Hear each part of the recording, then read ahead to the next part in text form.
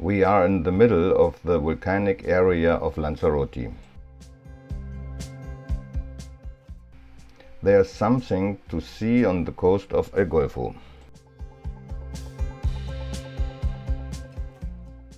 First of all, lots of people and the sea.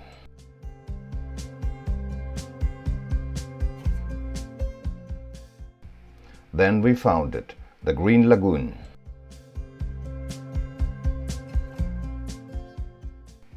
The green comes from small single-celled algae. It's a volcanic crater. That's it. Greetings to everyone wherever you are.